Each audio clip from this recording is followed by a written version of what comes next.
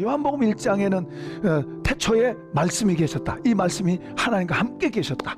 그리고 이 말씀이 하나님이다.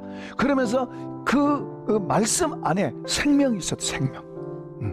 그 말씀 안에 생명이 있었고, 그리고 그 생명이 빛을 비친다. 그러니까 이 말씀이 우리 속에 들어와서 이 생명의 역사가, 이 말씀 자체가 살아있는 겁니다. 말씀은 예수님이 살아있는 것처럼 예수의 말씀도 살아있어요. 생명이 있어요. 그래서 내 말씀을 글자로 안 그러고 내 말은 영이라 그러잖아요. 내 말은 영이라 그래요. 영은 살아있는 거예요. 그러니까 그 말씀이 우리 속에서 살아서 우리 속에서 우리를 움직이면, 우리의 생각을 움직이고 우리의 말을, 이 말씀이 살아 생명이 우리 속에서 움직이면 우리 말이 나오고, 살아있는 말이 나오고, 우리 살아있는 행동이 나오고, 그 행동이 바로 빛인 줄로 믿습니다. 그 행동이 그 빛이에요.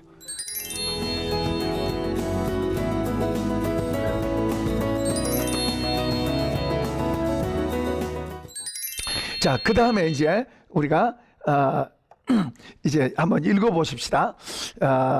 5절서부터 6절까지 한번 읽어보십시다. 그런즉 이와 같이 지금도 은혜로 택하심을 따라 남은 자가 있느니라. 만일 은혜로 된 것이면 행위로 말미지 않으니 그렇지 않으면 은혜가 은혜되지 못하느니라. 여기서 또 귀한 말하고 있어요. 택함 받은 사람이 있다 그러잖아요. 많이 버려졌어도 그 중에 하나님이 선택한 사람들이 있다. 택함 받은 사람들이 은혜로 택해짐을 받은 사람들이 있다는 거예요. 근데 그것을 택해져 있는 그 사람들에 대해서 그건 은혜라고 지금 말하고 있어요. 그러면서 6절에서는 뭐라 그래요? 은혜로 된 것이면 행위로 된 것이 아니다. 만일 그렇지 않으면 행위로 된 것 같으면 은혜가 아니다 그 말이에요. 내가 잘했으니까 된 거지. 근데 행위가 아닌 하나님께서 택하시고 그분의 의도대로 어떤 계획을 하시고 어떤 것을 진행하신 게 있다는 이야기예요. 우리가 야곱과 에서는 한날에 나온 쌍둥이에요. 한 뱃속에서 한날에 나온 쌍둥이인데, 그 뱃속에서 하나님은 하나는 택하고 하나 버렸다고 그렇게 말씀하세요. 한 어머니 뱃속에서 한날에 나오는 한 뱃속에 있는데 하나는 하나님 택했고 하나가 버렸다 그래. 뱃속에서부터 나오기도 전에. 자, 여기에서 지금 말한, 그러니까 야곱은 은혜를 입은 사람이에요. 야곱은 은혜를 입은 사람. 인간적으로 보면 에서가 더 남자다워요. 야곱은 여성적이고 굉장히 강교하고, 이름 그대로 도둑놈이란 말이에요. 도둑놈, 사기꾼이란 말이에요. 그럼에도 불구하고 하나님 그를 선택하셨고 그가 은혜를 입었다고 말씀하고 있어요. 오늘 저와 여러분이 은혜 입은 줄로 믿습니다. 우리가 뭘 잘해서가 아니에요. 내가 믿는 것 같지만 내가 믿는 게 아니에요. 이분이 하셔. 처음에는 내가 교회 간 것 같고 내가 믿는 것 같고 내가 막 한 것 같았는데 아니죠. 그분 안으로 들어가 보니까 내가가 아니라 저분이 택해서 은혜로 부르신 줄로 믿습니다. 이제 11절로 한번 가보겠습니다. 11절에 자, 여기서는 그러면 이스라엘이 넘어졌는데 그럼 완전히 망했느냐? 이제 이런 질문을 시작해서 말을 하고 있습니다. 자, 이스라엘이 넘어졌는데 완전히 망했느냐 하는 그런 질문으로 시작됩니다. 한번 11절 읽어보겠습니다. 그러므로 내가 말하노니 그들이 넘어지기까지 실족하였느냐? 그럴 수 없느니라. 그들이 넘어짐으로 구원이 이방인에게 이르러 이스라엘로 시기나게 하려 함이라. 그들의 넘어짐이 세상의 풍성함이 되며 그들의 실패가 이방인의 풍성함이 되거든. 하물며 그들의 충만함이리요. 자, 지금 바울 사도는 유대인이면서 이방인의 사도 직분을 받은 사람입니다. 사도 직분을 받은 사람으로서 이방인들에게 지금 권면하는 그런 내용들이 나오는 거예요. 자, 그 11절 이하에서 쭉 보면은 권면한 그런 내용들이 나오는데요. 여기 지금 이스라엘이 넘어졌는데 분명히 넘어졌어요. 돌에 머릿돌 예수님이죠. 예수님이라고 하는 돌에 걸려 넘어졌어요. 그들은 넘어져서 버려졌어요. 역사 속에서 엄청난 비극을 맞게 되고 예수님을 죽이고 한 30 몇 년 후에 로마의 티토 장군에 의해서 나라 전체가 망하고 없어질 정도로 포로로 잡혀가고 없어졌어요. 그리고 이제 팔레스타인이 그 땅에서 이건 우리 땅 그러고 살았습니다. 적어도 1960년대 그때까지 뭐요? 그 팔레스타인 사람들이 이건 우리 땅이다 그러고 살았고, 이스라엘은 사실 별로 이름이 없었어요.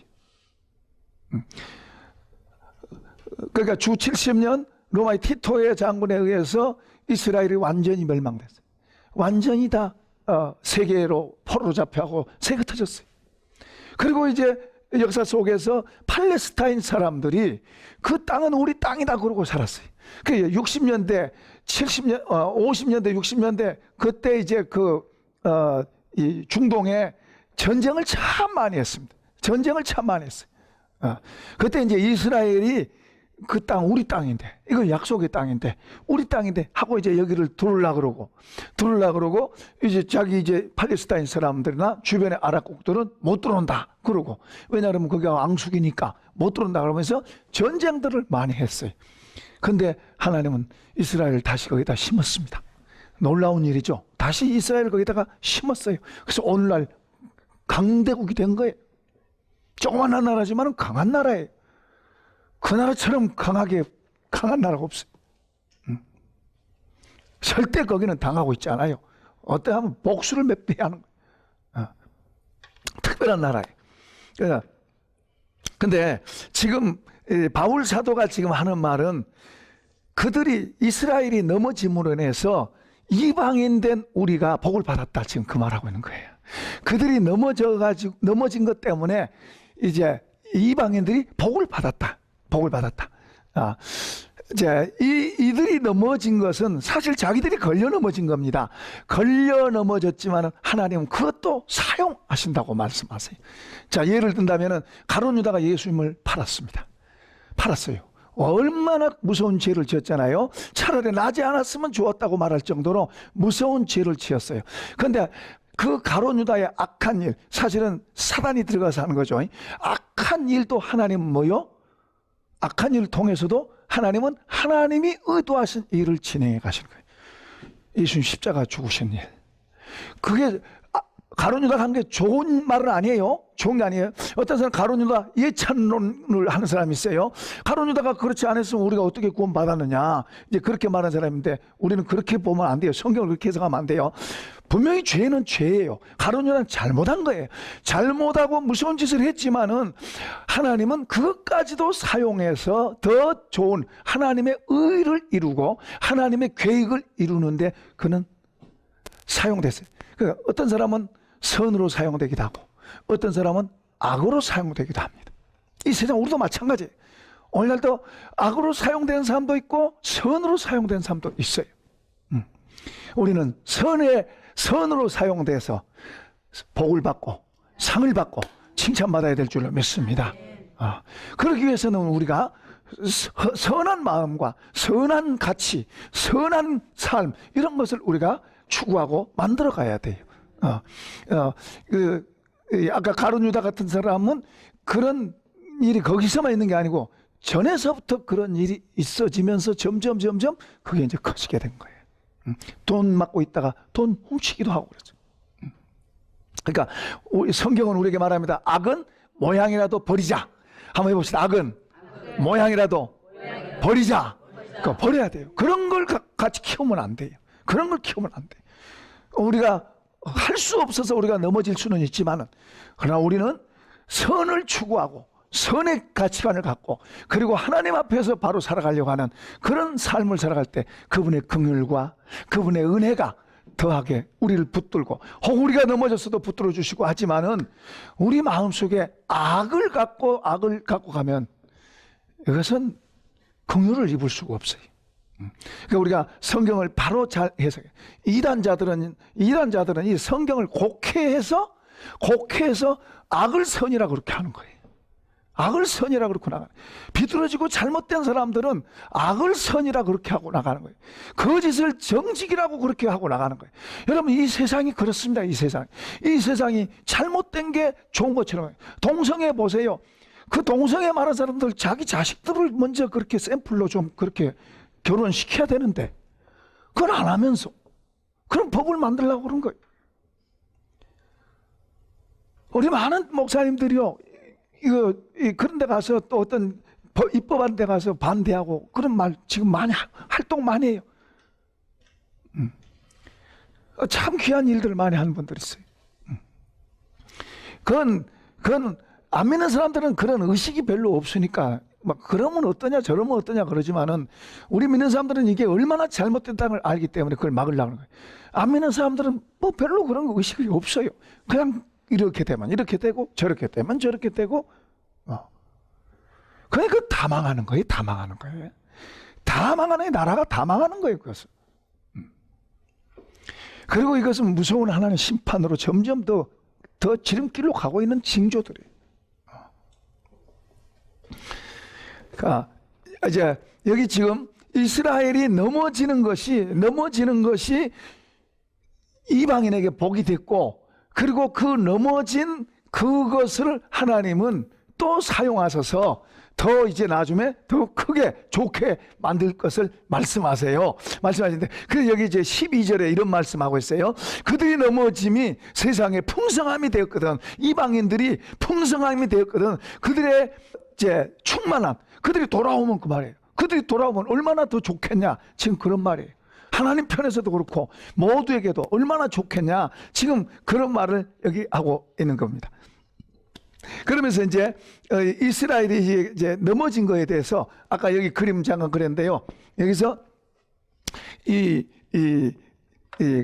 나무 비유, 감람나무 비유로 이야기하고 있어요. 참 감람나무와 돌 감람나무에 대해서 이제 비유로 말씀하고 있는데요.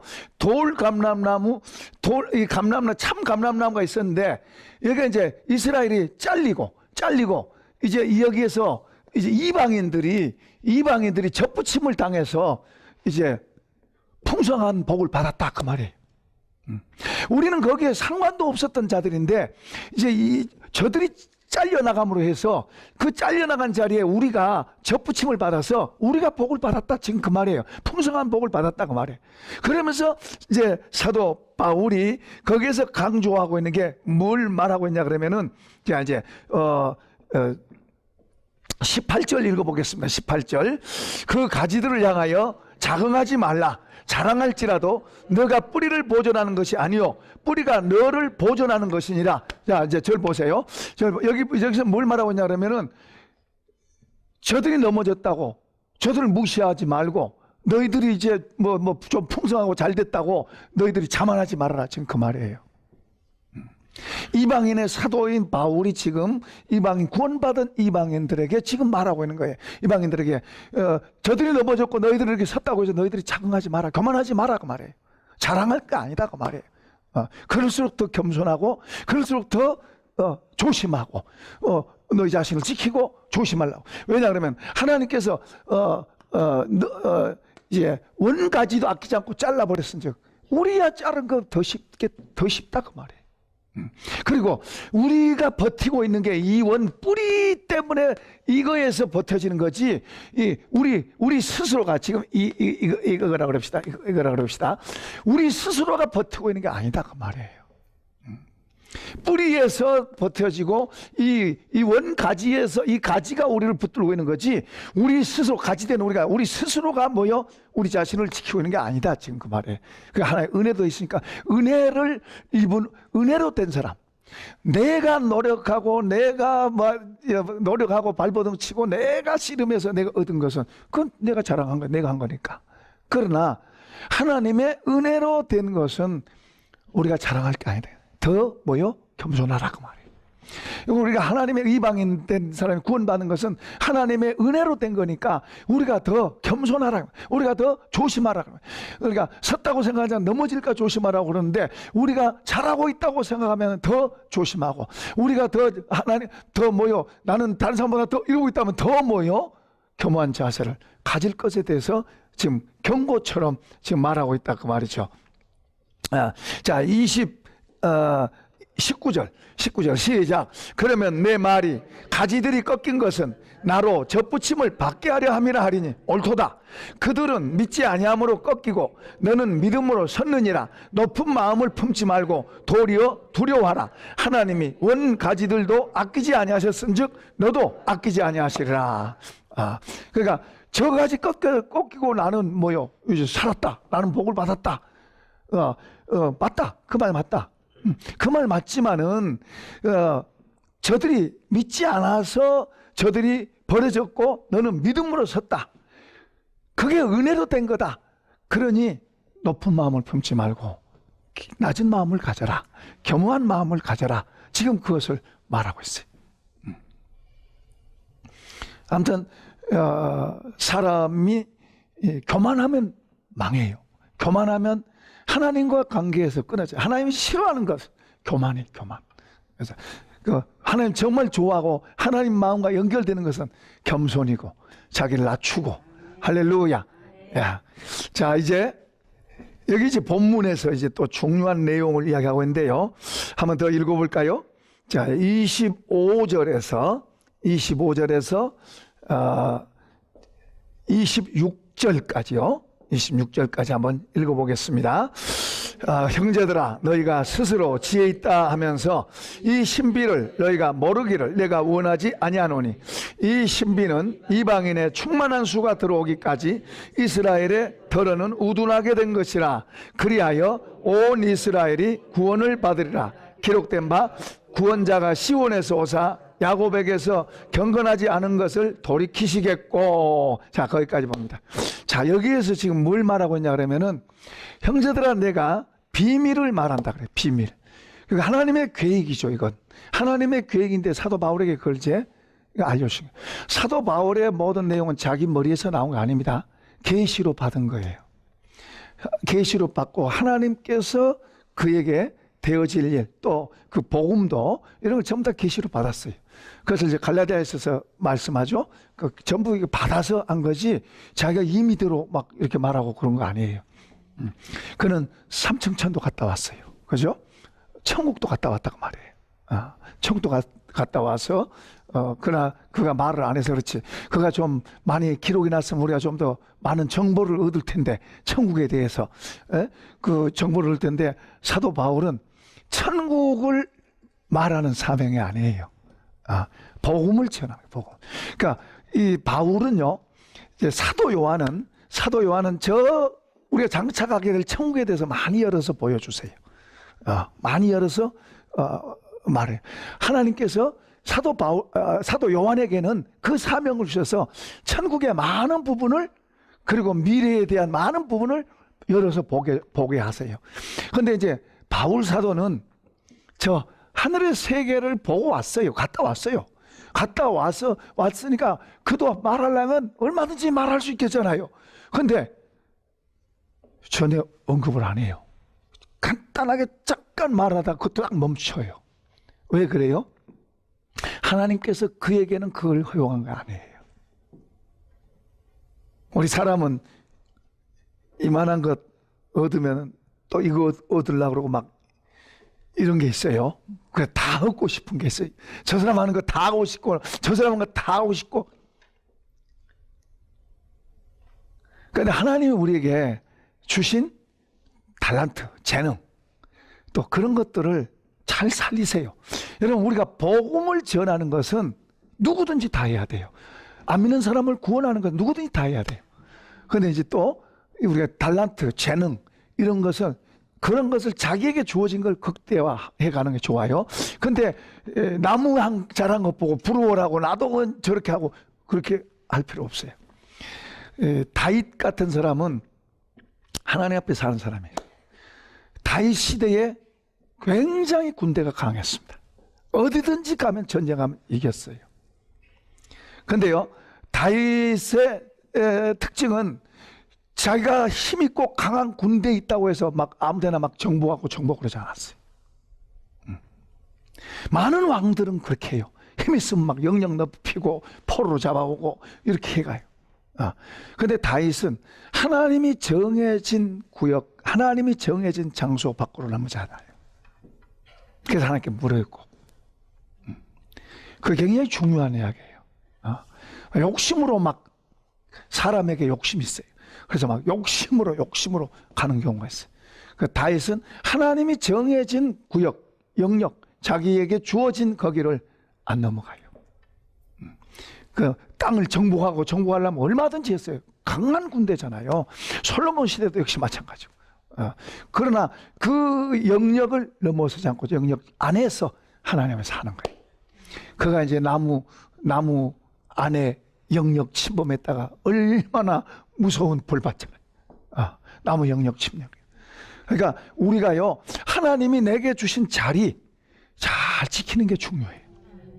하나님이 내게 주신 자리에서 충성하고 최선을 다하면 하나님 때가 되면 높이시고, 또 하나님 때가 되면 또 이렇게 크게 하시고, 또 이렇게 하시고 그래요. 그 욕심으로 가는 게 아니에요, 욕심으로. 근데 내 영역, 내 자리에서 자리를 못 지키고 비틀비틀하면 안 돼요. 천사도요, 자기 자리에서 떠난 사람을 하나님 벌 주셨어요. 그러니까 우리 모두가 자기 영역에, 자기 자리에 서서 자기가 주님을 섬기고, 주님께서 주신 그 영역, 그 자리에서 자기가 해야 돼. 아내로 주셨습니까? 그래, 남편의 아내로서 잘하고, 남편입니까? 그 자리에서 잘하고, 아버지입니까? 아버지로서 잘하고, 자식입니까? 자식으로서 잘하고, 교회의 권사입니까? 권사로서 잘하고, 장로입니까? 장로로서 잘하고, 목사입니까? 목사로서 그 위치에 서서 하고, 평신도입니까? 그럼 그 자리에서 하는 거예요. 자기 있는 위치에서, 자기 자리에서. 사람들은 자리에 대한, 사람들이 알아주니까 자리에 대한 욕심은 가지면서 자기의 자리의 위치를 지키려고 하는 것보다 욕심이 가는 거예요. 이거 위험한 거예요. 지금 바울 사도는 계시를 받았어요. 이제 앞으로 이스라엘이 넘어졌지만, 사실 9장과 10장과 8장까지는 영적인 일 다루고 있다가 9장, 10장, 11장까지는 지금 이스라엘의 역사를 이스라엘을 지금 다루고 있어요.